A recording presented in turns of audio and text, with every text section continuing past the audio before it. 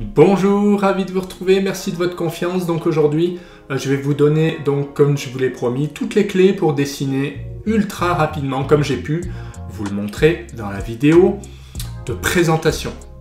Alors comment ça marche? Concrètement, je vais vous montrer. On va refaire un petit exemple. Première chose, multiligne. Donc comment j'ai fait pour faire des multilignes comme ceci et tracer 2 traits au lieu d'un? En fait, c'est assez simple. Vous utilisez la commande multiligne, donc moi j'utilise plutôt des raccourcis, donc ML, je l'ai configuré ainsi, on parlera des raccourcis juste après, rassurez-vous, mais voilà, grosso modo, j'utilise souvent multiligne, autant que faire se peut. Pourquoi? Parce qu'en bas, vous voyez, j'ai possibilité de jouer sur la justification, dessus, nul, dessous, donc nul c'est à l'axe, dessus c'est par rapport au point en haut à gauche, et dessous c'est l'inverse, donc souvent je me mets comme ça. Ensuite, l'échelle. Eh bien, c'est assez simple par rapport à votre unité. Si vous voulez faire un mur de 20, vous tapez 20 cm. Si vous êtes en mètres, 0,20, etc. Et le style, bon, ça, je ne sais pas exactement. C'est quand, ah oui, c'est quand vous avez plusieurs styles. Donc, vous pouvez faire style de multiligne et créer plusieurs styles. En général, le standard convient tout à fait. Mais vous pouvez choisir différents styles de multiligne, sans problème, à vous de tester. Donc qu'est-ce que ça donne, multiligne? On clique un premier point et vous voyez, là je suis bien en haut à gauche, donc le deuxième point va être en haut à droite. Donc je vais cliquer ici et je fais entrer. Quand je veux refaire une multiligne, je me mets ici. Avec l'accroche objet, donc j'ai défini extension, donc je peux dire 100. Donc j'ai un espace de 1 mètre ou 100 cm si vous voulez. Ensuite, je clique plusieurs points, je fais entrer et ainsi de suite. Et aucune difficulté puisque quand j'ai terminé, je clique ici, je peux double-cliquer puisque la multiligne offre des possibilités. Par exemple, je peux joindre en coin en cliquant de là à là et automatiquement, j'ai joint. Je pourrais très bien faire une multiligne ici et dire joindre T ouvert en cliquant de là à là, puis de là à là. Donc on voit l'avantage des multilignes, il est là. Derrière, qu'est-ce que j'utilise? Rectangle. Bon, rectangle, c'est assez basique. C'est ça. C'est toujours mieux que d'avoir à dessiner 2 lignes, voire 4 lignes. Puisque là, j'ai fait un rectangle, je peux très bien le décomposer. D'ailleurs, les multilignes au passage, rien ne vous empêche de faire DE ou décomposer. Donc là, je décompose et je vais hériter maintenant des propriétés avec quoi? Avec le pinceau. Alors moi, j'utilise très peu, mais on peut copier là les propriétés. Moi, je fais des raccourcis, on va le voir juste après. Donc je récupère ça, tac, tac, très rapidement. Je décompose ça pour pouvoir récupérer les traits qui m'intéressent. Voilà. Et là, on voit à quel point ça va vite. Donc on va parler maintenant des raccourcis. Plutôt que de cliquer à chaque fois sur le ruban, de devoir utiliser, copier les propriétés, etc., je vais utiliser 2 types de raccourcis. Le premier type de raccourci, c'est par exemple ML, rectangle RC, CP, voilà, donc DP, déplacer, etc. Vous avez vu que, enfin, vous l'avez pas encore vu, mais quand je fais copier, je fais C, je ne fais pas CP. Ça, c'est un premier type de raccourci qu'on va trouver dans outils, personnalisés et paramètres de programme ACAD PGP. Ça, c'est important. Pourquoi? Parce que quand vous cliquez ici, je vous le mets de ce côté, c'est mieux. Quand vous le mettez ici, vous allez pouvoir trouver toutes vos commandes. Par exemple, vous voyez CP. Alors, où est-ce qu'il se cache? Copier, tac, tac. Voilà, donc CP, copier. Vous avez vu, par défaut, c'est bien celui-là que vous aurez. Vous n'aurez pas le C, copier. Alors, attention, par défaut, C, c'est cercle. Donc, je crois. En gros, il ne faut pas qu'il y ait 2 fois le même, évidemment. C'est assez logique. Si vous avez C pour cercle et CP et C pour copier, ça ne marchera pas. Du coup, cercle, j'ai dû mettre autre chose, peut-être CE. Et voilà. Donc, il faut arriver, par exemple, à s'y retrouver ici. Alors, c'est assez simple pour créer un raccourci. Finalement, je vais faire quoi? Je vais prendre DP. je vais faire CTRL-C, je vais faire Entrée et CTRL-V. Là, je peux créer par exemple un déplacé qui s'appelle DA ou DE, peu importe. Voilà. Donc je peux facilement recréer des commandes juste en changeant ici. Voilà. Et surtout ça, on n'y touche pas puisque c'est le nom de la commande. Après, je peux le supprimer en faisant supr. Et supr pour revenir à la ligne. Donc voilà, c'est assez simple de créer des raccourcis. Vous avez vu, je copie, je renomme en faisant attention à une chose, c'est que le raccourci ne soit pas réutilisé à plusieurs endroits. C'est la seule difficulté. Ligne, c'est toujours L, mais vous voyez, vous pouvez tout à fait le changer. Si vous préférez taper LI, vous mettez... Alors, attention, puisque LI, c'est Kotlin. Donc voilà, il faut faire attention à ça. En général, j'essaye de faire le minimum de caractères possible. Tout ce qui est en 3, par exemple, mode, etc., bon, ça, je m'en sers pas. Mais tout ce qui est trop long, je vous conseille de limiter à 1 ou 2. Voilà. Donc, il y a ce premier type de raccourci que vous pouvez modifier comme vous le souhaitez.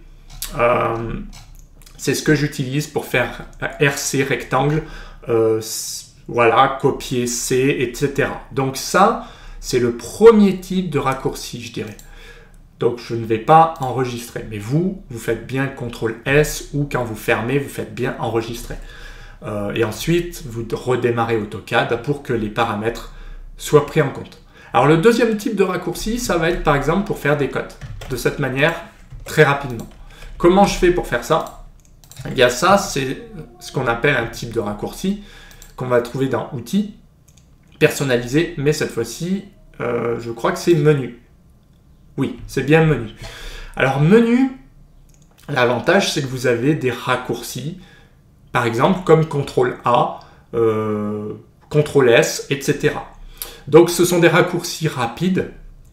En général, moi, je fais Maj quelque chose, puisque les CTRL-A sont souvent déjà assignés. Donc, il faut faire attention à ça, mais AutoCAD vous préviendra. Donc, raccourci clavier, on déroule.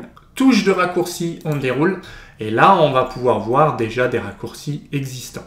Donc, moi, j'en ai un certain nombre. Ça peut être des ordres de tracé, ça peut être comment on fait une spline, comment on cote. Donc, moi, j'utilise la cote. Comment on fait un purge. Donc, on peut aller chercher directement. En fait, je vais taper, par exemple, cote ou cotation alignée ou ce que vous voulez.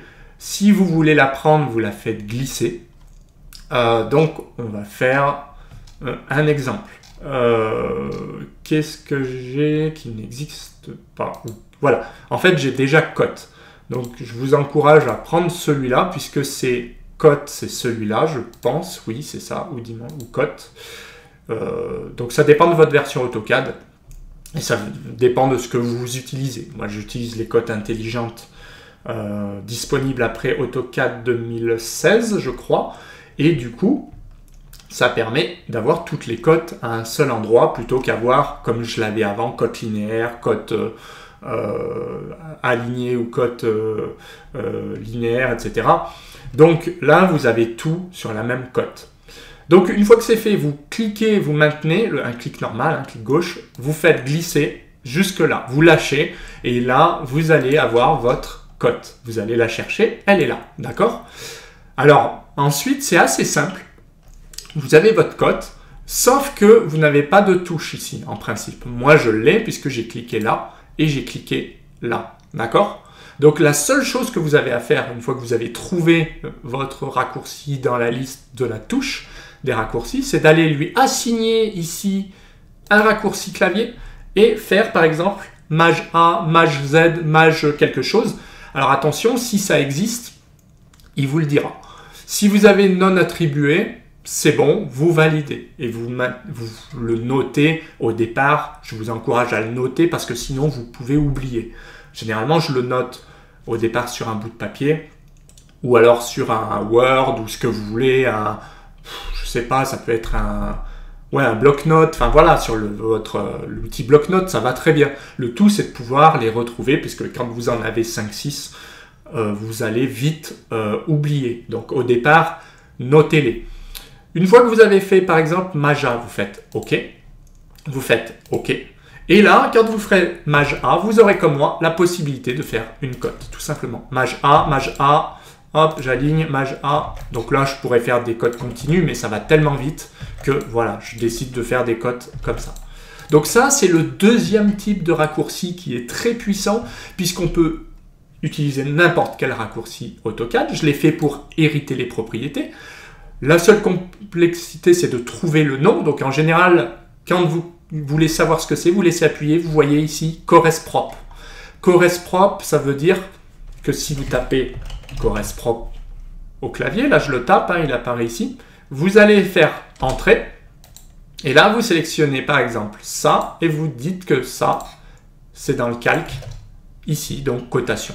Si je fais maintenant CTRL W, c'est CoresProp, mais version, comme on a vu, raccourci, touche. Donc pour moi, CTRL W, pour vous ça peut être Maj Z, peu importe. Donc je sélectionne ça et je lui dis que ça doit être dans ce calque-là. Et c'est terminé. Et ça évite d'aller prendre ça, ce qui revient au même, d'accord, ou de taper CoresProp, qui est quand même plus long que de faire un Maj A, Maj Z, etc.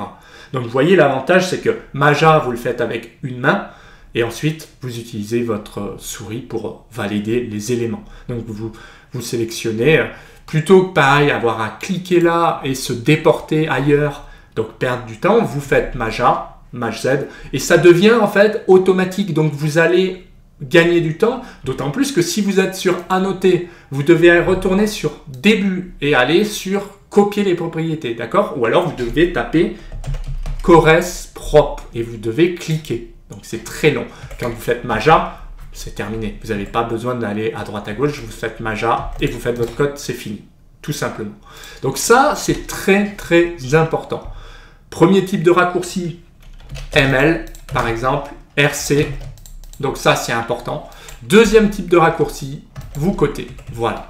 Donc par exemple, quand je fais un arc, moi je ne m'embête pas, hein, je fais arc et je fais plusieurs points. Donc jamais je vais utiliser le ruban pour aller chercher quelque chose. Je les connais toutes en principe et en général, quand je veux faire un texte, je tape texte.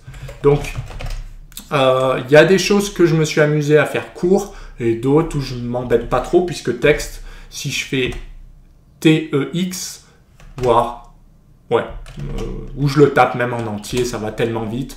Donc texte, c'est la même chose, je vais cliquer ici, je fais entrer et je tape par exemple linteau. Une fois que c'est fait, alors plusieurs possibilités, vous avez vu, moi il se place facilement grâce à un Lisp que j'appelle ATC, donc Align Text to Curve. Bon, c'est toujours en anglais, mais du coup mon Lisp ATC me permet de cliquer mon texte et de lui dire mets-le-moi ici.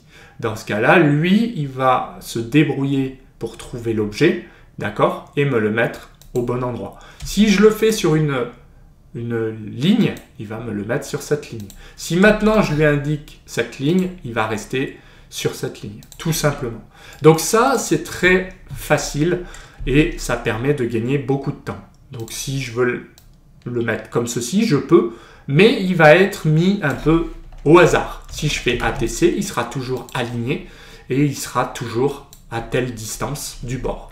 Donc ATC, ensuite je copie avec C, ATC, et je lui dis ici. Voilà.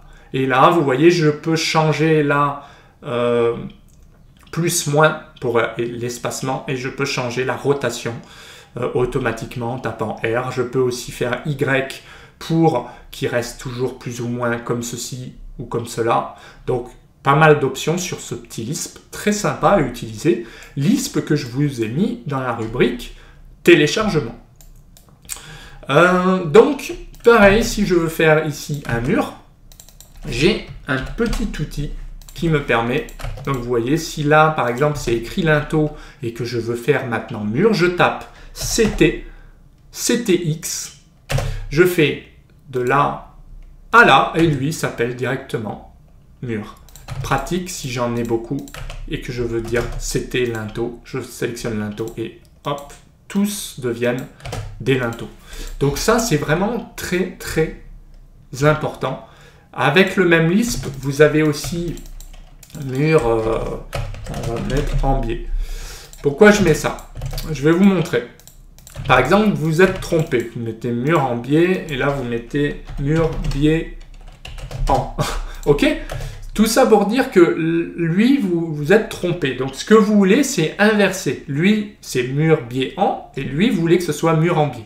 Pourquoi pas? Dans ce cas-là, c'est le même Lisp, sauf que vous tapez la commande STX et vous allez sélectionner lui et vous allez inverser en cliquant là. Et vous voyez, lui, c'est bien mur en biais et lui, mur biais en. Ça les a tout simplement inversés. Ça, c'est quelque chose que j'utilise quand vous avez des textes à rallonge très longs et que ça serait très long de faire un copier-coller, de le modifier, etc. et du coup de perdre l'autre texte qui n'a rien à voir. Là, c'est un exemple tout bête, mais supposons que vous ayez une phrase complexe.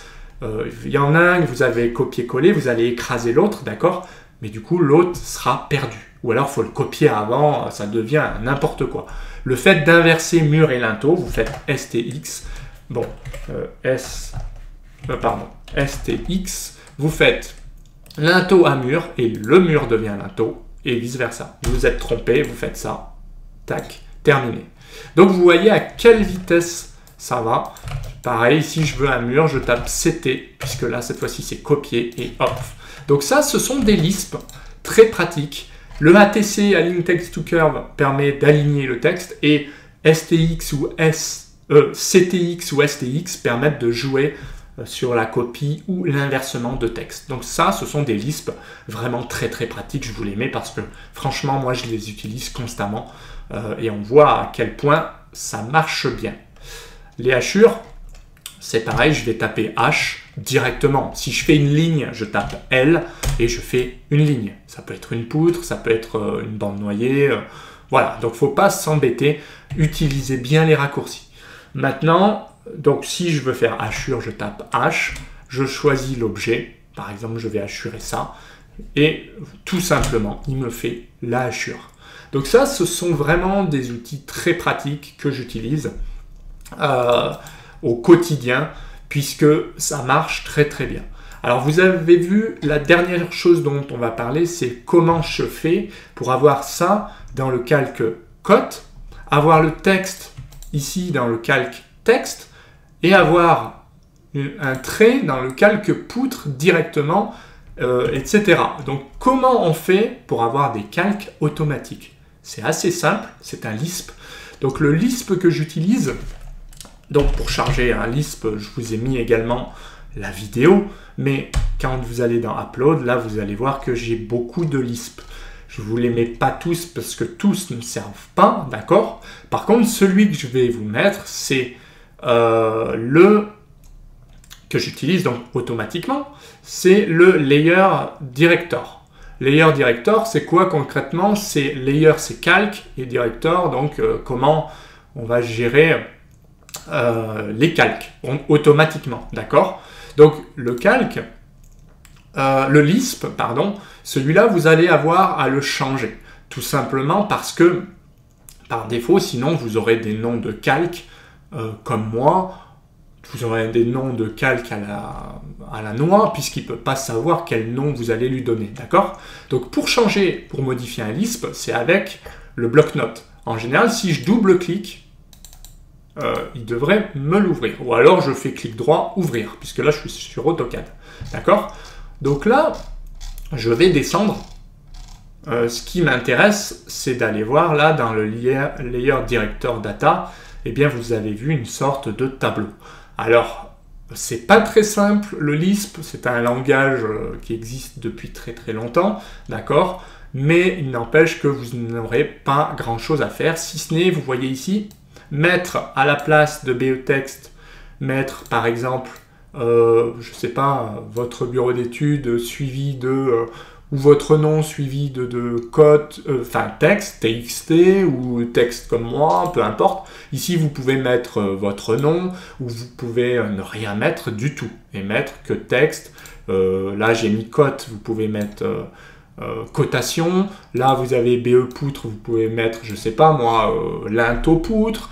Là, indice, voilà. Et bon là, vous voyez, je ne l'ai même pas modifié. Ça, c'est les lignes de construction. Je les utilise très peu. Vous avez donc cette partie-là à modifier, d'accord? Donc rien de compliqué, hein, vous faites ça, vous tapez votre texte, vous arrangez pour que texte et table, donc les tableaux soient dans le même calque, ou alors si vos tableaux ou vos lignes de repères multiples, vous voulez d'autres calques, vous mettez un autre calque. Moi, en général, que ce soit texte, table, ligne de repères multiples, j'aime pas avoir des calques différents.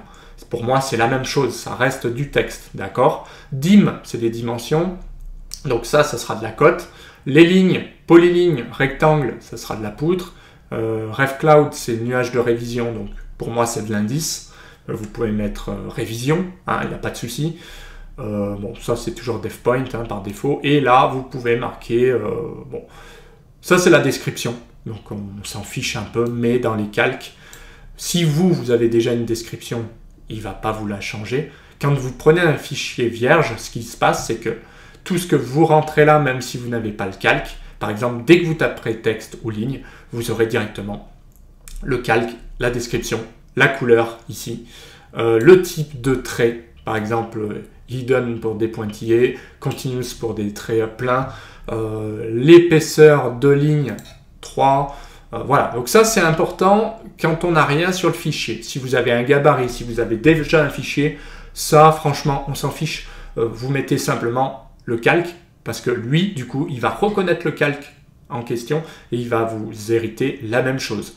Donc, important, si vous avez déjà un gabarit, il faut impérativement que ça corresponde. Sinon, si par exemple, vous, c'est texte sans S et que vous mettez texte avec S, vous aurez deux calques. Lui, à chaque fois que vous allez faire une ligne, il va recréer le calque texte avec un S, alors que vous n'en voulez pas. D'accord? Donc ça, c'est important. Par contre, si vous utilisez quelque chose de vierge, ce qui est bien, c'est qu'il va vous remettre ça, il va vous remettre la description, il va vous remettre la couleur, il va vous remettre le type de ligne, etc. Il va vous recréer le calque complètement. Et ça, c'est top. Donc ça, c'est le data, c'est important. Dernière chose qui est importante, c'est de vérifier ici pour Layer Director Xref Layer. Donc ça, c'est juste pour les Xref. Moi, j'utilise un calque qui dit BE Xref. Comme ça, je sais que mes BE Xref sont dans un calque particulier. Donc ça, vous pouvez l'utiliser. Si vous utilisez les Xref et que vous avez déjà une manière ou un calque Xref, mettez-le. Si vous n'avez pas utilisation de Xref ou que vous les mettez dans un calque basique, dans ce cas-là, vous laissez tomber. D'accord? Donc dans ce cas-là, vous vous contentez de ce premier tableau. Une fois que c'est fait, vous allez recharger donc ce layer director. Vous pouvez le renommer si vous voulez, mais ce qui est important, c'est de le charger au démarrage. Donc ça, je vous ai fait comment utiliser les Lisp. Je vous y renvoie. Bon, je ne vais pas vous remontrer comment ça marche, mais ici, je fais charger pour l'utiliser ici. Ce qui fait que comme là, mon layer director est actif, ça fonctionne. Alors, il y a une petite subtilité, c'est que ce layer director, il a deux commandes. Soit par défaut, LD on activé, d'accord, LD on, soit il est LD off. LD off, ça veut dire que si demain je fais ici des commandes, il n'est plus lié. Si je fais une cote, vous voyez, elle est verte. Si je fais une ligne, elle est verte. Rectangle, vert. Pourquoi? Parce que LD off, ça veut dire que mon layer director est désactivé pour mon fichier en cours. Si maintenant, donc ça peut arriver, par exemple, typiquement, quand je mets des réservations, électricien, plombier, je ne veux pas qu'ils me les mettent tout le temps à chaque fois que je fais un texte, etc. ou une cote. Je rends ma cote, par exemple, cote réservation, je ne veux pas qu'ils me la mettent en BA cote. Je veux que ce soit cote résa, d'accord? Par exemple. Donc, dans ce cas-là, je fais LD off et c'est moi qui reprends les commandes. Par contre, tout le reste du temps, quand je fais du coffrage basique, je remets LD on. Dans ce cas-là, c'est reparti. Je fais de la cote classique, je fais une poutre, je fais du texte. Voilà. Et là, c'est lui qui me met ce que je veux, d'accord? Donc ça, c'est important. LD on, LD off. Donc, chaque Lisp a ses commandes. Donc, c'est assez facile à comprendre. Donc voilà pour la formation complète. Si vous voulez aller plus loin, je vous le mettrai. Vous avez des outils ici, par exemple GCB, puisque vous voyez, vous avez déjà tous les calques et vous avez pas mal d'outils à utiliser, par exemple les portes avec feuillure, etc. Donc ça, c'est une manière aussi d'aller extrêmement vite parce que vous pouvez dessiner des dallets de surplomb, vous pouvez dessiner des portes, vous pouvez même dessiner ici des escaliers. Donc j'ai fait beaucoup de vidéos là-dessus. Vous trouverez bien sûr dans ma plateforme, sur ma plateforme de formation GCA et GCB coffrage. GCA armature, c'est tout ce qui est armature en structure. Vous avez vraiment toutes les armatures et des équivalents donc complets à défaire, mais aussi une bibliothèque complète. Et GCB, c'est une bibliothèque aussi complète du projeteur avec des blocs, des styles de texte, les calques que je vous ai montrés, ils sont tous là avec des réservations, des impacts, des codes, des textes, des repérages, des CV, des poteaux, et tout ça de manière automatique. Par exemple, si vous avez un poteau demain, vous cliquez sur votre plan de coffrage, il fait 60-40, vous faites Regen, hop, vous avez 60-40. Vous pouvez renommer, vous pouvez incrémenter, enfin vous pouvez faire beaucoup de choses avec cet outil GCB, ici pour le coup. Et vous voyez, c'est vraiment très très puissant comme outil, puisque vous allez pouvoir repérer des CV, des attentes, des armatures, des escaliers, des poutres, tout ce que vous voulez, avec tous des calques bien pensés, avec des niveaux automatiques, avec des légendes, etc. Donc vraiment, vous voyez quelque chose de très sympa avec des niveaux préétablis, des zones de coupe, des cartouches, des zones d'infoplan, de quoi travailler à plusieurs en disant que ça vous avez terminé, ou alors vous avez déjà terminé ceci, cela. Donc ça, c'est GCB. Si vous en avez besoin, il est disponible, bien évidemment. Donc voilà pour cette formation. J'espère que ça vous a plu. En tout cas, si c'est le cas, merci encore pour votre confiance. Et puis on se retrouve pour d'autres formations. Allez, bye!